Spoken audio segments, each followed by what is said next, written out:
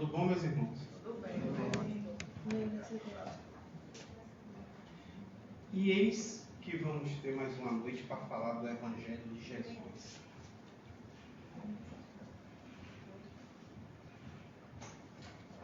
Eu tenho que ficar aqui, posso falar? Vontade. É? Ótimo. Você sabe quando a gente é grande um pouco cheio assim, a gente se sente abafado, tem que se movimentar. Mas boa noite de novo. É um prazer estar aqui com vocês de novo. E a gente vai falar de um tema que é um tema bastante conhecido dos espíritas, né? Mas muitas vezes de menos, não é utilizado, mas entendível, né? Que é o livre-arbítrio. Então, quando nossa amiga ali fez a pergunta se tem alguém que é a primeira vez no centro, aí 2 pessoas disseram que sim. Mas na doutrina espírita é a primeira vez? Ou já conhece? Já, então ótimo. Então, o livre-arbítrio, a gente sabe que é uma das propriedades, né, que o espírito... E é interessante quando a gente fala de livre-arbítrio, porque mesmo nós espiritistas e os leigos têm lá quando necessitam, né? Quando se sentem, no caso, pressionados. Não vou fazer isso, não é meu livre-arbítrio e acabou. Aí tem livre-arbítrio. Mas o livre-arbítrio em relação aos outros muitas vezes não funciona. Porque muitas vezes a gente se vê forçando, a gente se vê, via de regra, tentando impor aos outros algo que a gente não queria que impusesse a nós. Não é isso? Quem é da área de direito até sabe dessas questões de como é que funciona o direito. E o livre-arbítrio, como o nome está dizendo, que é a liberdade, arbítrio é vontade. Então, a livre vontade, né? Kardec já se falava de livre-arbítrio. E é interessante porque a nossa doutrina, a doutrina espírita, ela, quando Kardec começou a tratar de estudar os fenômenos de raio e desvio, das mesas girantes, né? daqueles processos todos que ocorreram, ele imediatamente, e a gente sabe disso, associou de que aquilo tinha que ter uma causa inteligente. Porque uma mesa não poderia ficar girando, ou a cadeira batendo e respondendo perguntas. E respondia tudo certo, e em qualquer idioma que fosse perguntado. Então, peraí, a cadeira tem algo de inteligente. E quando Kardec, nos seus estudos, né, e aí já com o espírito de verdade, ele começa a destrinchar aquelas questões que nos levam a afirmar que a doutrina espírita é o Consolador prometido, trazido por Jesus, e que Jesus nos prometeu um paracleto, um advogado adiante. E por quê? Porque o próprio Jesus disse aos apóstolos e às pessoas mais próximas de que ele sabia que muitas das coisas que ele falou, o pessoal não entendeu. Muitas das coisas que naquela época ele quis expressar, a população, o povo, a cultura da época ainda não era intelectualmente desenvolvida. Tanto é assim, se a gente for observar, que muitas das passagens de parábolas de Jesus, às vezes não dá trabalho para entender o que é a moral que está por trás daquilo, né? A ponto de Kardec, no Evangelho segundo o Espiritismo, criar um capítulo específico chamado Moral Estranha, ou Estranha Moral, que são coisas que Jesus disse que leva-se a pensar de que ele estava surtando, ou ele estava disseminando o mal, e não era isso que ele queria dizer. E aí, uma dessas questões se trata do livre-arbítrio. Porque ao longo da humanidade, da nossa história, se é uma coisa que a gente sempre quis e quer até hoje, é ser livre. O ser humano, ele busca ter liberdade. Mas a gente não vai confundir liberdade com ser solitário.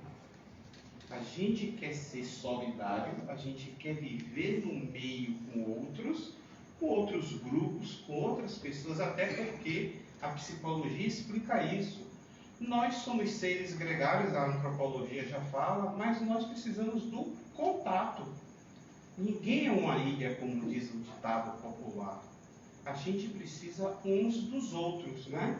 A própria veneranda Joana de Ângeles, ela vem e já cita o termo teia relacional. A gente precisa se relacionar, principalmente na primeira teia que a gente forma, que é a família, ou aquelas pessoas que são responsáveis pela criação de outras, não necessariamente pai e mãe.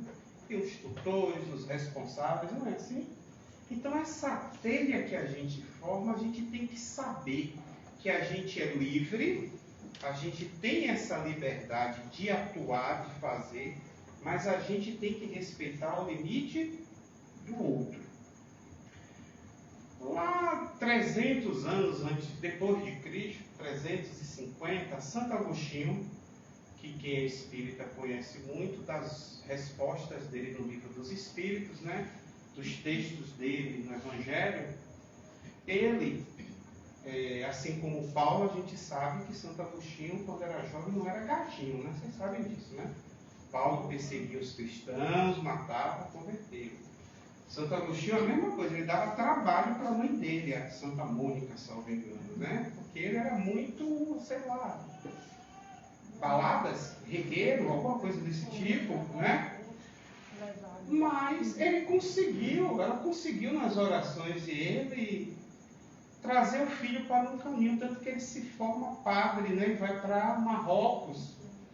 E ele tem umas publicações interessantes, que a gente, lendo alguns textos, ele já falava ali do livre-arbítrio. Por que ele falava disso? Porque naquela época, 390, 400 anos depois de Cristo, tinha um dualismo, uma religião, não era uma religião, mas era um dualismo, era uma seita, era um pensamento chamado maniqueísmo. Que dizia o que o maniqueísmo? Em resumo, que existia uma dualidade, uma briga do bem contra o mal. As forças das luzes contra as forças da treva. Eu me lembro de Guerra nas Estrelas, mas tudo bem. Esse pensamento meu, imperfeito. Mas, ou você estava de um lado, ou você estava do outro. E se você estivesse do lado do mal, você tinha que, necessariamente, ser exterminado disso. Porque a força das luzes tinha que permanecer. Mas só que não era tão fácil assim.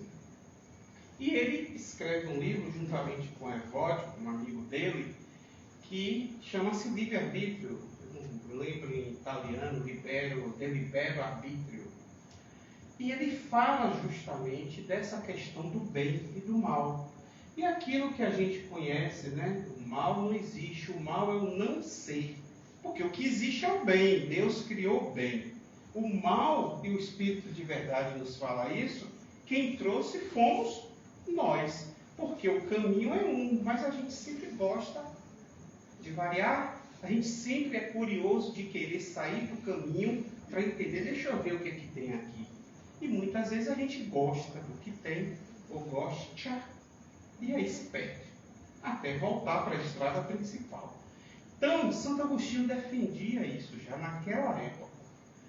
O tempo passa e a gente observa que o ser humano, a gente enquanto humanidade, nós ficamos aprisionados da nossa liberdade por pelo menos 1.200 anos, que corresponde mais ou menos àquele período que a história chama de Idade Média, que é o domínio da Igreja Católica, né? Mas um domínio não somente religioso, um domínio que se extrapolou e em cima disso se apoderou, se apropriou basicamente até da vida das pessoas, né? E aí então, quando tem essa Revolução Francesa, que é um marco histórico que simboliza, né, essa separação, né, essa separação da religião da ciência, né? Aí a gente vai se lembrar de Quantos morreram na fogueira da Inquisição, sabendo que estavam certos, mas tinha que dizer que estava errado. Eu não digo que está errado, e morre na fogueira, e é perseguido, e por aí vai. A Revolução Francesa, no final do século XVIII, mostrou muito isso, porque apartou a ciência da religião. Em 1804, Kardec nasce, né? E Kardec ainda levou 50 anos, praticamente, para descobrir, entre aspas, a doutrina espírita, começar o trabalho de codificação. Então, a época da França era sobre Napoleão III, salvo engano, né, o sobrinho de Napoleão Bonaparte, ainda vivia uma certa ditadura.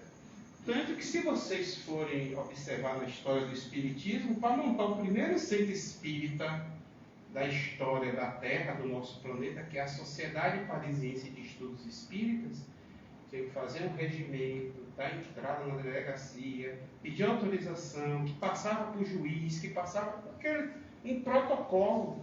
E as atas do que se falava na reunião tinha que sempre ser mandada para os órgãos fiscalizadores. Olha, isso não é uma ditadura? Para saber o que se estava falando. Principalmente se estava se falando contrário ao governo, ao regime. Kardec também enfrentou isso. E essa questão do livre-arbítrio, quando ele chega no Livro dos Espíritos e discorre sobre isso, principalmente a partir da questão, salvo engano, de 143, é interessante de que o Espírito de verdade, ele diz que todos nós temos o livre-arbítrio, o ser humano. É uma propriedade nossa. E é uma propriedade nossa porque Deus, na sua magnitude, soberanamente justo e bom, além daquilo que nós sabemos, né, de que são as características que nós temos, somos espíritos imortais, temos um Deus único, temos a pluralidade das existências, a reencarnação, a pluralidade dos mundos habitados, e nos é permitido falar com o mundo espiritual, a comunicabilidade. A gente ainda tem mais dois princípios, né? Vamos dizer assim, macros. Existem outras questões, mas são questões que influenciam diretamente e que muitas vezes nós não sabemos como precisar, que é o livre-arbítrio e a misericórdia divina. Porque por mais que a gente tenha essa questão da nossa doutrina e a gente saber que somos imortais e que somos capazes, que o fardo não é maior do que o que a gente possa suportar, de que vamos ter aflições, mas Jesus nos disse que ele venceu o mundo, nós ainda temos a misericórdia divina a nos auxiliar. Eu costumo brincar que é melhor do que call center, né? 7 dias por semana, 24 horas por dia, 365 dias no ano e durante várias encarnações. Esse fator nos leva ao seguinte: estamos num mundo de provas e expiações, certo? Somos imperfeitos ainda, certo? Alguém aqui acha que já era, né? Não, então estamos todo mundo beleza, né? Ninguém aqui se acha jóia. Então, se a gente ainda comete as nossas gafes, nossas diatribes, né? Rebeldias, né? A gente começa a entender que Deus é um Pai magnânimo. E Jesus mesmo fala isso, quando ele fala do olhar e as árvores do céu. Porque se para as árvores não falta um alimento no próximo dia, quem dirá para nós? Não que a gente seja exclusivo, mas Jesus fala aquilo de que nós somos os únicos seres conscientes da natureza. Seres nominais, somos os únicos que pensamos. E por isso, por a gente pensar, é que nossa vida é tão boa, a gente respeita o meio ambiente, a natureza. Não, estou mentindo, é fake news isso. Não. Por a gente pensar, é que teoricamente era para a gente fazer tudo certinho, fazer o bem. Não é verdade? Mas ocorre o contrário. A gente questiona muitas vezes o correto e quer impor a nossa vontade. Porque o próprio Deus nos disse: olha, Tá bom, você errou de novo, vou lhe dar outra chance, você vai voltar de novo. Porque é um atributo do Espírito encarnar, até que ele seja um ser perfectível, rumo à plenitude, como fala Joana de Ângeles. Tá, então eu sou livre? Sim, vou te dar um corpo novo, 0 quilômetro, e vai recomeçar. A gente traça o planejamento reencarnatório e vem. Aí quando a gente está vindo, Deus, nosso Pai, faz: olha, Wagner, isso tudo é que a gente acertou, você faz se você quiser. Opa! Não, senhor, eu vou fazer tudo. Gente, e aí cai para cá. Quando cai para cá, o reggae é bom. Não é verdade? O véu do esquecimento, e aí a gente começa, né? Eu costumo brincar que aquilo, Wagner, vá para a esquerda ou direita. Pare agora e desça. Subo. Olha, né? A gente fica como se fosse com um headphone e a gente só ouve o que é conivente. A gente só ouve aquilo que a gente quer, o que demonstra o quão imperfeito nós somos, porque a gente não admite a opinião dos outros. E muitas vezes a gente não admite nem a nossa própria opinião, que está onde? Na nossa consciência. E aí a gente faz, porque a gente gosta. E a gente gostando, a gente erra mais. O livre-arbítrio, que é que ele poderia nos ajudar? Aí a gente volta e pensa: bom, se eu posso fazer o que eu quiser, da maneira que eu quero, eu vou começar agora e vou sair ajudando as pessoas, fazendo bem. Sabe aquele negócio quando o repórter chega na fila da loteria esportiva, prêmio 100 milhões, vai fazer o quê? Eu vou ajudar minha mãe, minha família. Ganhou, some. Não é sempre assim. Então a gente vai observando como nós somos, independente de qualquer coisa, em maior ou menor grau, de acordo com as virtudes. E aí a gente observa uma coisa, de que a gente pensa que porque a gente tem um livre-arbítrio, a gente pode fazer tudo. Ou a gente pode não fazer nada. Porque o livre-arbítrio também é o livre-arbítrio de se ficar no ócio, na preguiça. E aí o Espírito de Verdade vem e explica que quando a gente tem as nossas questões provacionais ou expiatórias, aquelas aflições, né? Aquelas questões que a gente traz dentro de nós, muitas vezes, como eu costumo dizer, aquelas mazelas, aquelas dores, Iracema, que cataflã não resolve, nem de pirona, né? São aquelas dores que o remédio é outro e a gente até insiste, né? Não adianta, eu já fiz 30 tomografias, raio-x, vou para não sei onde, não resolve. A solução está em outro lado. E muitas vezes, nesse possuir o livre-arbítrio, a gente fica se questionando porque nós temos essas mazelas, porque trazemos dentro de nós isso. E que muitas vezes nos leva aqui até a nos odiar. Porque muitas vezes a gente sabe, e a gente sabe o que é o certo e o errado. Vamos lembrar ao livro dos Espíritos. O que é moral? Kardec pergunta ao Espírito de Verdade. E ele responde: é o bem proceder. É saber discernir o que é o certo do que é errado. E a gente sabendo discernir o que é certo e o que é errado, por que a gente faz o errado? E é isso que, via de regra, acontece, né? Paulo, na trajetória dele, o apóstolo, ele chega a dizer isso, né? Que ele já sabe o bem que ele tem que fazer, mas ele não faz. Mas o mal que ele não deve fazer, esse aí eu faço. Porque a trajetória de Paulo, como eu costumo sempre dizer, se a gente observar, representa aqueles 30 e poucos anos que Paulo, desde o caminho da conversão, até ele dizer que o Cristo já habitava nele, né? Eu já trago dentro de mim as marcas do Cristo. Pode fazer qualquer coisa comigo, que eu nem ligo mais, já superei, não me ofendo, eu não vou ficar com raiva de ninguém, porque eu já trago Cristo dentro de mim. esses 30 e poucos anos representam para nós muitas encarnações, porque vai desde o desconhecimento até aquelas aflições e chegar na plenitude. E aí a gente então, sabendo o que é certo e o que é errado, a gente então poderia pensar pelo menos assim: se isso está acontecendo comigo, e se Deus, nosso Pai, é soberanamente justo e bom, rapaz, eu fiz alguma coisa de errado, não é possível. Não é possível. E aí a gente chega na lei de causalidade. A lei de causa e efeito. A gente hoje está colhendo o que a gente plantou. E o que é que a gente plantou? O que a gente escolheu. O livre-arbítrio.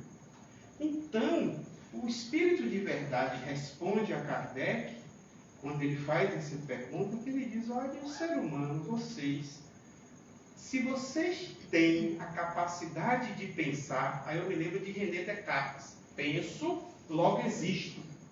Se você tem a capacidade de pensar, você também tem a capacidade de agir, de fazer as coisas. Então, quer dizer, em via de regra, no nosso mundinho aqui, bonito, na hora de fazer seus erros, você faz certinho, não conta para ninguém, esconde. Quando a coisa dá errada, você quer que todo mundo venha lhe ajudar. Não é via de regra isso? Por que você não pensou na hora que estava no bem bom, no erro gostoso? E agora, é isso que em tese a gente pensaria. E aí então a gente entra em algo que o livre-arbítrio, apesar de Deus dizer: olha, você é livre, você faz o que você quiser. E só tem uma coisa que você não tem poder, ser humano ou espírito, que é o final disso tudo. O final é você ser um espírito puro.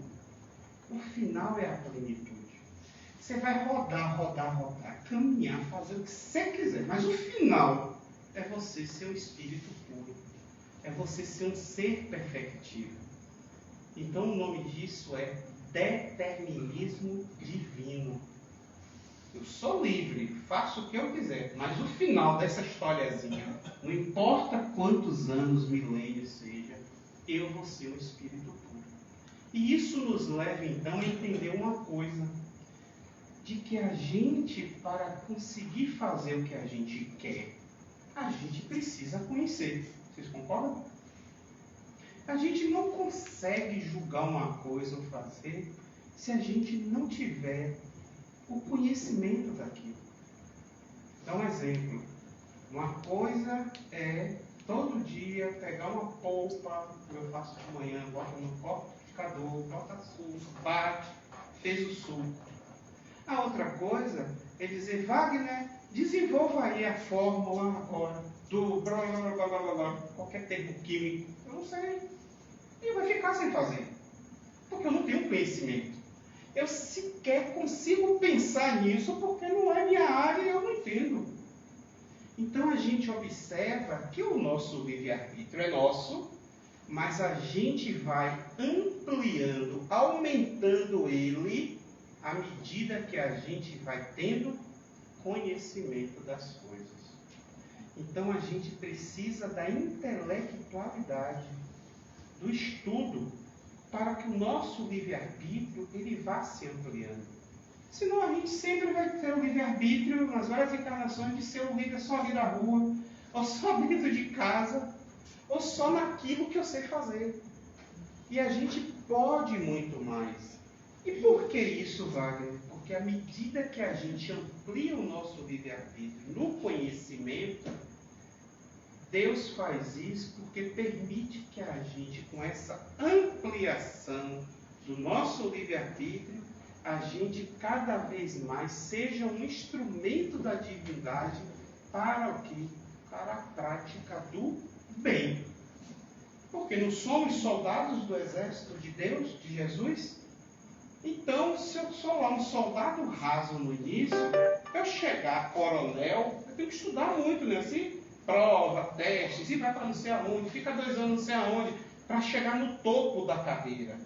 Para eu chegar no topo da carreira de espírito puro, eu um dia fui simples e ignorante. E essa trajetória nossa é cheia de contornos. Alguns ficaram mais no caminho do bem, outros vieram pelo caminho do mal mais tempo. Não importa. O final é ser espírito puro.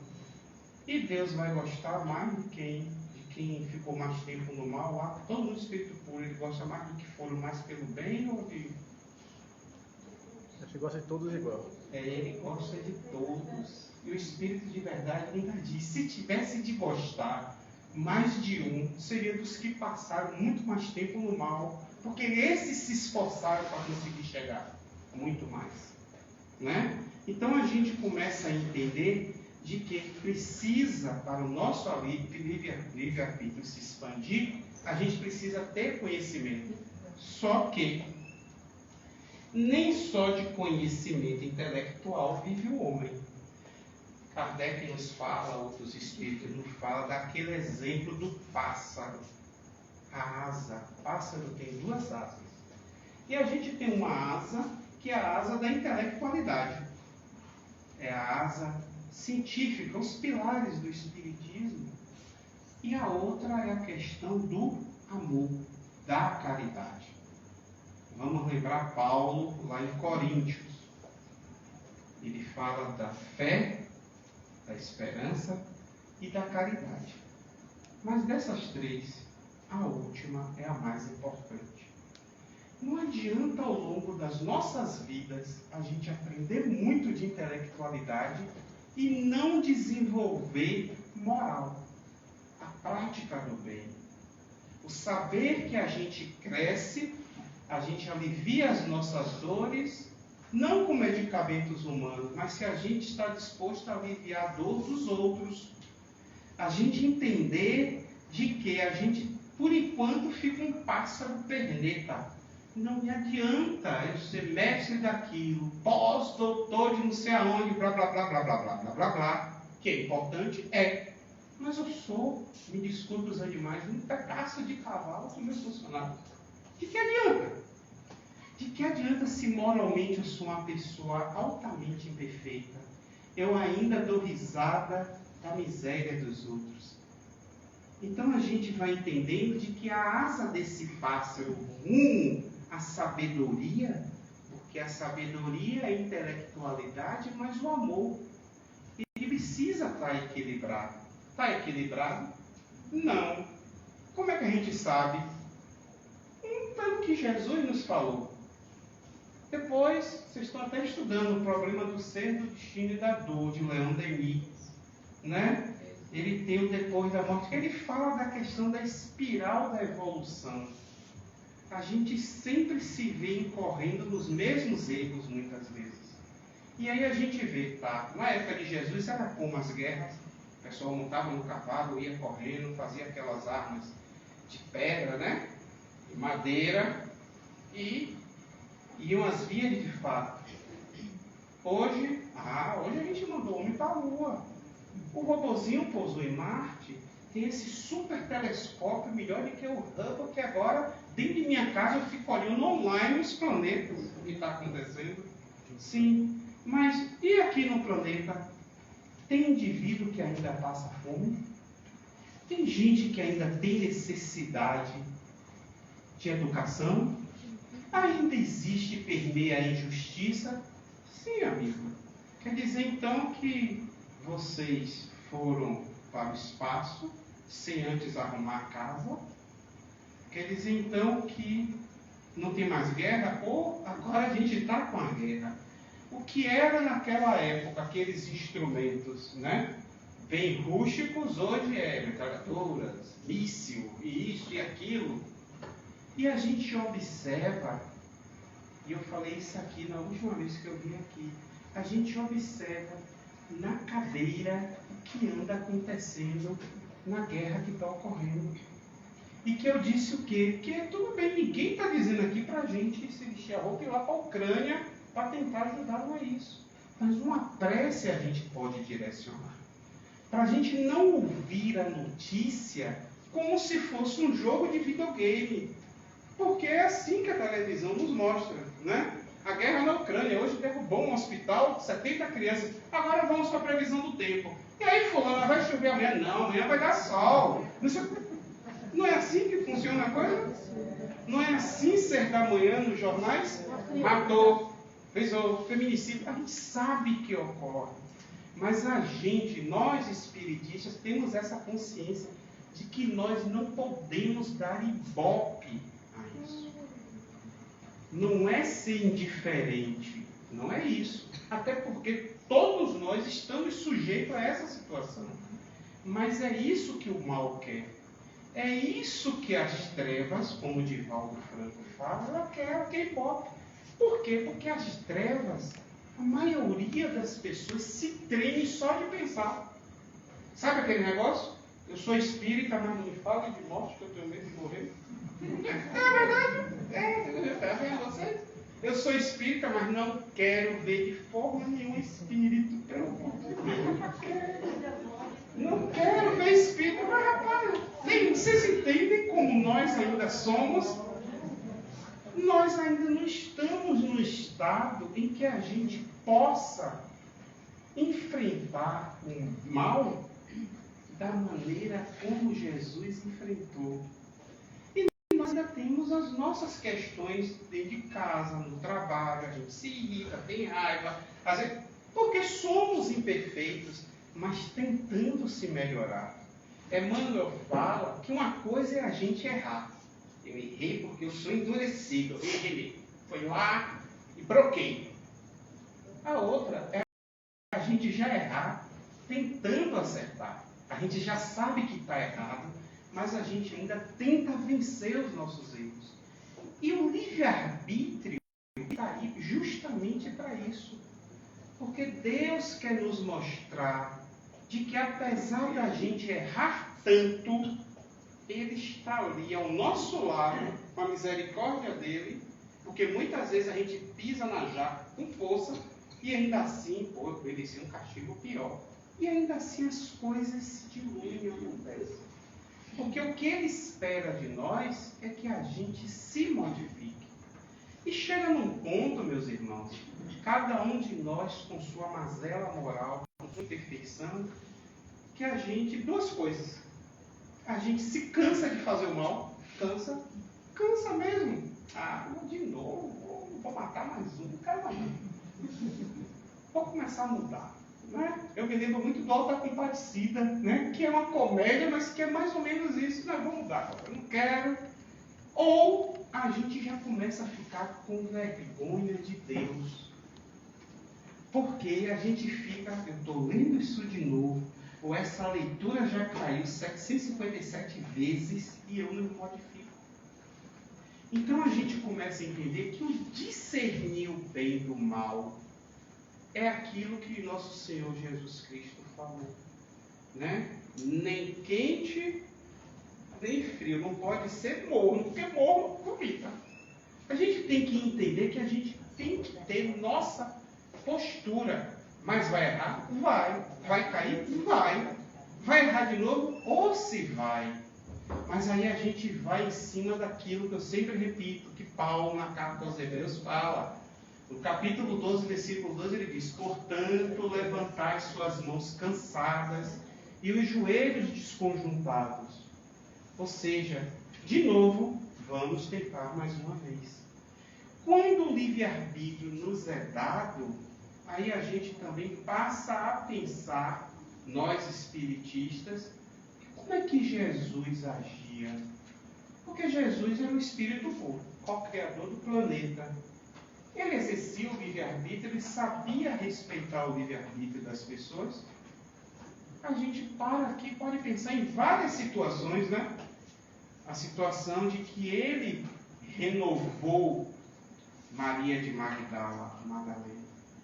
De que ele não tratou mal Nicodemos quando foi à noite escura fazer aquelas perguntas a ele, que é acerca da reencarnação, né? Ele poderia não responder. Ou quando ele não respondeu a Pôncio Pilatos. Olha Jesus respeitando o livre-arbítrio das pessoas.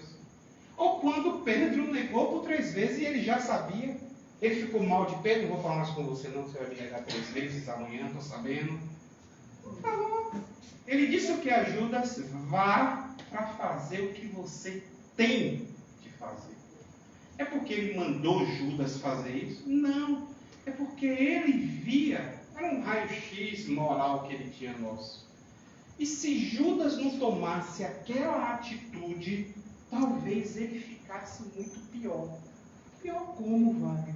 É porque muitas vezes nós, seres humanos, pode todo mundo estar falando, não vá, não vá, não vá. A gente só vai acreditar quando a gente vai. A gente não acredita nos outros. A gente tem que quebrar a cara. Aí sim, agora eu acredito. Quebrei minha cara, beleza. Todo mundo falando. E a gente tende a não aceitar. Então a gente começa a entender de que a ajuda dos outros é muito boa. Porque se a gente conhece as pessoas, e as pessoas têm esse livre-arbítrio também, e elas usam para o bem para nós, a gente pode, pelo menos, tentar dar uma atenção. Mas é isso que ocorre? Muitas vezes não. Muitas vezes a gente usa o nosso livre-arbítrio para ofender, que é o que não pode. Né? Para agredir as pessoas. E Jesus não fazia isso. Óbvio, ele teria como. Né? Como é que funciona a coisa? Um exemplo prático da vida diária. Fulana foi ia muito embalada. Todos os shows de carnaval, todos os carnavais, acabava de Salvador, ia para o de feira, durante 20 anos. Um dia Fulana mudou. 20 anos depois que ela mudou, aí ela vê a sobrinha, o sobrinho, o filho de uma amiga, incorrendo num erro referente ao que ela fez, ou ela praticou, ou ela vivenciou. E ela faz, meu amigo, olha, deixa eu te dizer, não faça isso não. Aí tem uma pessoa que conheceu fulana 30 anos atrás, o que é que a pessoa faz? Quem é você? Quem é você para vir me dar lição de moral? Você que fez isso. Não é assim que a gente faz? A gente não aceita que as pessoas, ou pelo menos não acredita muitas vezes, que as pessoas se modificam. Né? A gente tende a de novo querer tocar na ferida. E que muitas vezes a pessoa superou. E ela demonstra que ela superou se ela não se sentir ofendida, se ela entender o que o outro está fazendo. Então a gente tem que pensar que para a gente exercitar o nosso livre-arbítrio, a gente tem que estar acompanhado de um procedimento rígido no sentido da gente cumprir sobre as nossas próprias ações. Começar a aprender, fazer a prática do bem, e em cima disso, a gente começar a evoluir do ponto de vista moral. Eu sempre digo que a mesma faca que passa a manteiga no pão e ajuda a dar com a pessoa é a mesma que a pessoa pode usar para assassinar. A culpa não é da faca, é de quem porta ela. É o livre-arbítrio da pessoa. Então, não adianta muito ficar remoendo o passado. Não adianta muito ficar paralisado pelos eventos que aconteceram e que nos magoaram, que nos ofenderam. A gente tem que passar efetivamente por cima, que não é fácil. Mas a gente também tem que entender que na mesma medida que fizeram com a gente, nós realmente fizemos também. Não a mesma coisa, mas nós agimos em similaridade. Daí por que Kardec fala no livro Céu e Inferno, de que a maneira que a gente tem de se melhorar, quais são os 3 caminhos? Primeiro a gente se arrepende, depois a gente espiar com X, a gente começa a quitar, purgar o débito. E depois a gente tem a reparação. Eu não tenho como não fazer nós esses 3 passos, porque nós somos sabidos. Você imagine, vou dar um exemplo material. na praia, está lá um belo dia de praia, aí tem 2 ou 3 pessoas fazendo um castelo de areia que já está da minha altura, bem grandão, bem lindo. Aí a pessoa vem, se joga em cima e faz assim, se balança, derruba o castelo de areia da pessoa. O ofendido se chateia e dá uma queixa na delegacia. É coisa menor, tal, é tanta cesta básica, com 2 dias preso, e você está liberado. Durante 1 ano você dá cesta básica. E pronto, assédio moral, X mil reais. E a pessoa vai embora. Essa pessoa, ela pode, no outro verão, ver um castelo de areia e ela de novo fazer a mesma coisa? Pode. Com certeza. Pode. Não pode? Aí então, a reparação não houve. Porque precisa a pessoa estar arrependida do que fez, pagar, purgar por aquilo, expiar e reparar. Agora volte e vá fazer 100 castelos de areia. Ou 20. Ah, mas eu não sei fazer. Vai aprender. Porque somente quando a gente pratica a caridade, a reparação, é que efetivamente a gente se transforma. Porque, via de regra, estamos meio que diabinhos, entendeu? André Luiz diz o quê? Que a gente não traz a espontaneidade de fazer o bem em nós. A gente tem que se forçar a fazer o bem, virar hábito. Então, nesse mesmo ínterim, a gente observa que, à medida que a gente vai praticando o bem e a gente vai evoluindo, então o nosso livre-arbítrio ele vai se ampliando, mas ele vai se ampliando de uma forma equilibrada. Até mesmo do ponto de vista agora de nós para com os outros, de nós para com Deus e de nós para conosco mesmo. Porque a gente, para poder fazer algo, a gente tem que querer. A gente pode ler, estudar, praticar, vir no centro, tomar passe. Mas se a gente não tiver a vontade de querer mudar, a gente não consegue. E esse é o grande empecilho nosso. É a gente fazer com que a vontade que está no nosso espírito, que transmite para a nossa psique, né, para o perispírito, e a gente plasma em pensamentos, em atos, em ações, em palavras. A gente precisa, então, se domar também, né? Eu costumo brincar dizendo que é um triângulo amoroso admissível, porque a gente ama nós mesmos, ama o outro e ama a Deus, e Deus nos ama e ama o outro, fica aquele triângulo, mas que tem que ter equilíbrio, porque a gente efetivamente só dá o que a gente tem, né? Wagner, me empresta 100 reais aí, ou 200 do Lobo Guará. Não deu não, só tenho 20. Aí vocês vão pegar o gordinho, sacudir de cabeça baixa, só vai cair 20 reais, a gente dá o que a gente tem. Então não adianta a gente querer ficar protelando para fazer a caridade somente quando a gente tiver. Não, vou esperar eu ter um emprego para poder ajudar. Não.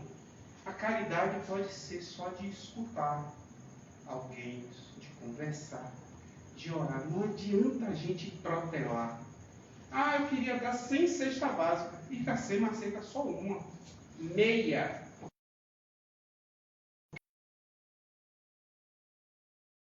Ela pega e muitas vezes, dentro da nossa vontade de fazer imperar o nosso livre-arbítrio, a gente entra no ostracismo, na preguiça mesmo. E se acomoda. E por fim, caminhando para a gente, nós espiritistas, e aí mais direcionado também muito para os médiuns, existe uma outra questão, de que são as questões de obsessão. Obsessão e livre-arbítrio. Mesmo espiritistas têm aquela falta de conhecimento, né? Até por não ler nos meus livros de Dona Ivone, do Amaral Pereira, acha que o obsessor é o diabo encarnado, é o miserável, é o culpado sempre. E, na verdade, muitas vezes a gente tem mais propriedades maléficas do que o próprio obsessor. Muitas vezes a obsessão não se resolve porque a gente que não quer, não é ele não. Em Iracema, por exemplo, eu deve ter tido experiência assim, meu irmão, deixe de perseguir fulano. Eu estou no Iracema, é ele que não quer que eu saia, ele que fica me chamando, ele que continua fazendo assim, assim, assim, e aí eu posso estar aqui. Então a gente vai entendendo de que tanto os nossos irmãos quanto nós temos livre-arbítrio. Então, os médiuns, as pessoas que sofrem obsessão, elas têm que entender de que dentro da propriedade, do princípio do livre-arbítrio, o nosso irmão obsessor e o obsidiado, eles têm que entender na prática do bem de que o livre-arbítrio de ambos tem que se entrosar. Óbvio que aí a casa espírita faz esse auxílio, que às vezes pode durar, sei lá, dias, semanas, anos, né? Depende da pessoa. Depende da pessoa. Então a gente... muitas vezes, falando de obsessão,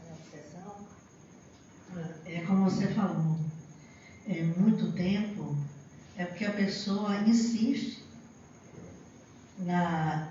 Eu sou Gabriela, não mudo, sou assim, você é assim, você é assim. Então, o que ocorre é que só tem um remédio, mude, faça outras coisas, e a pessoa não quer. E como não quer, nós somos imãs, gente, nós atraímos. É isso? Nós atraímos. Somos nós que atraímos pelos nossos processos, pelo que nós fazemos, pelo que nós pensamos, principalmente pelo que pensamos. Porque pensamento tem poder e tem mesmo. É Wi-Fi. Ele fica procurando. É Wi-Fi. É nosso Wi-Fi. No caso das pessoas que não conseguem largar a bebida. Isso. Também, né? Sim. Principalmente. Então, aqueles que acompanham aquele largar, por que aquelas pessoas, aqueles espíritos que gostam de beber irão acompanhá-lo? Não tem sentido, né? Porque o que eles querem, eles não podem mais beber. Então eles ficam, beba, porque quando ele bebe, existe um cheiro, uma coisa que dá prazer a eles. A mesma coisa com cigarro, drogas, etc. Então, ou você muda, ou você continua com seus amigos espirituais. Nós vivemos dimensões, né? Dimensões aqui muito próximas, espiritual e material. Então, nós atraímos. Umbral é aqui pertinho. Então, a gente pode atrair. Depois, a culpa é deles? Não, a culpa é nossa. Vamos mudar de atitude, vamos mudar de pensamento, que eles não achando que querem, eles se seguem. Exatamente. A gente exerce o nosso livre-arbítrio até quando a gente tem os nossos problemas, né? Nossos problemas de obsessão. Aqueles que os têm. De alguma maneira, a gente ainda imanta, quer, é um livre-arbítrio. E muitas vezes a casa espírita, a espiritualidade, diz, olha, vamos esperar. Porque o que é de se fazer já foi feito. Depende da pessoa que lê. Eu não me lembro, não me recordo qual dos livros de André Luiz que ele se irrita, se chateia com os irmãos. Eu acho que é no Mundo Maior, não me lembro agora. Porque ele vai na casa espírita e chega um rapaz que falou do alcoolismo. E ele chega pela 10ª vez bêbado na casa. E aí os irmãos, os guias da casa, vão atender outros. E ele fala, mas peraí, é aquele dali. Ele, André, já é a 10ª vez que ele vem, só depende dele. Outros chegam e a gente tem que atender. É um livre-arbítrio sendo respeitado. Porque se a gente fizer as coisas com os outros colados em nós, fazendo por nós, a gente nunca aprende. Né? Sabe aquela coisa que é de pedagogia? Olha, não pode segurar na mão da criança e fazer escrever. Ela tem que escrever. Um dia vai estar garatulho, mas uma hora ela vai fazer a letra bonita. Se inventar de fazer por ela, o que é que vai acontecer? Vai de alguma maneira trazer alguma deficiência. E assim somos nós. Então, nessa questão, a gente tem que entender, enquanto espíritas, de que, primeiro, oração é o caminho. Oração ao deitar, oração ao acordar. Leitura edificantes, porque aí a gente já tem que abranger para leitura, vídeo, músicas edificantes. É só espírito agora? Não. Netflix tem muito filme bom. Tem muito livro de autores não espíritas também. E bons, e que traduzem mensagens. Então a gente tem que entender de que viver no bem, como eu sempre digo, não é a gente viver 400 Pai Nosso, 600 Ave Maria, ajoelhar no meio. Nada disso vai resolver, não. O que vai resolver é a gente mudar os nossos atos. Para a gente mudar os nossos atos, a gente tem que ter uma firmeza, um controle dos nossos pensamentos, que está diretamente vinculado à nossa vontade. Quem quiser aprender mais sobre isso, o livro Pensamento e Vida de Emmanuel, na psicografia de Chico Xavier, mostra isso claramente. Então, nessa mensagem que eu trouxe para vocês sobre o livre-arbítrio, duas coisas têm que ficar bastante sedimentadas. Nós fazemos o que nós queremos, mas o que a gente faz, a gente tem que assumir a responsabilidade. Não existe, e como existem milhares, deve ter, de espíritos no mundo, de que acha que só vem fazendo, largando de lado, fazendo e abandonando, fazendo e não conclui, vai voltar, reparando tudo. É isso que a gente precisa entender, porque isso é a justiça divina. E a justiça divina, ela nos fala algo muito maior. Porque o próprio apóstolo João nos disse que Deus é amor. E se a gente é filho de Deus, a gente é filho do amor. Então a gente já traz dentro de nós, como os espíritos no Evangelho segundo o Espiritismo nos fala, principalmente Lacordaire e Erasto, de que a gente já traz esse germe dentro de nós. Cabe a gente só arregaçar as mangas e começar a fazer. Mas não se pensa de querer começar por cima, é por baixo, é devagarzinho. E a casa espírita, ela ajuda muito nisso. No trabalho social, no atendimento fraterno. E se juntar a um grupo de atendimento a idosos, a gestantes, trabalho, gente, não falta. Tanto não falta que as mídias ainda falam de coisas ruins todos os dias. Por quê? Porque o bem ainda não se encontrou. Então essa é a mensagem nossa. Uma boa noite para vocês. Obrigado, Wagner, pelo motivo do despertar. Enquanto eu estava assistindo... Microfone, pode tirar. Enquanto eu estava assistindo, eu estava procurando uma figura que pudesse ilustrar. Eu estava fazendo o fone e procurando uma figura que pudesse ilustrar a palestra de hoje. E aí, vai nesse livre-arbítrio.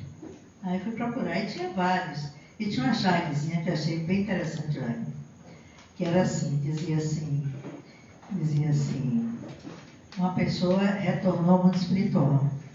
E aí tem uma pessoa recepcionando, sentado, aí fala assim, oba, se você retornar, você vai voltar. E fala assim, mas por favor, me tire o livre-arbítrio. Aí ele fala assim, por quê? Porque eu não sei usar. Olha, porque eu não sei usar. Eu vou até falar sobre isso. Que Iracema comentou agora, de que apesar da gente, apesar não, porque se nós trazemos esse princípio do livre-arbítrio, ele pode ser restrito, tolhido momentaneamente pela espiritualidade superior, por Deus. Porque quando a gente usa muito errado, que eles veem que vai trazer mais problema para nós numa outra encarnação, então a gente vem meio que, sabe, uma televisão que era para pegar 140 canais, só pega 2, 3. A gente não estagnou. A gente tem o conhecimento, a gente não perdeu o conhecimento que a gente tem, mas a gente não consegue fazer tudo como a gente queria, para a gente de novo não escorregar. Então, novamente, a misericórdia divina agindo.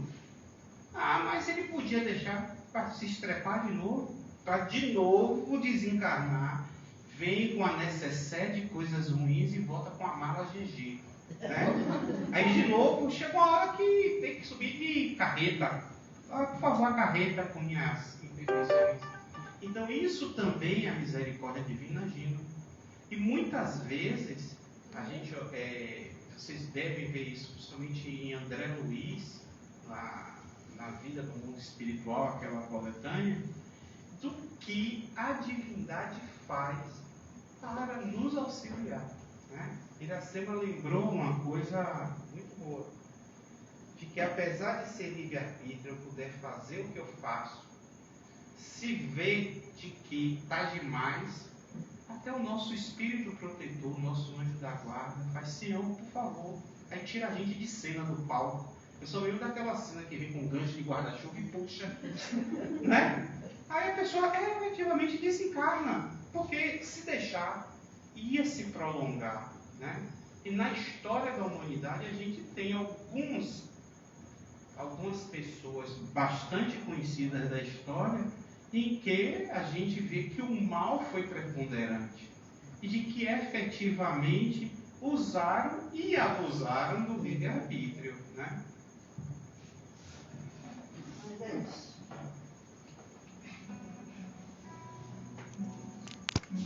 Agora nós saímos do Instagram agora. Obrigado por ficar conosco até agora.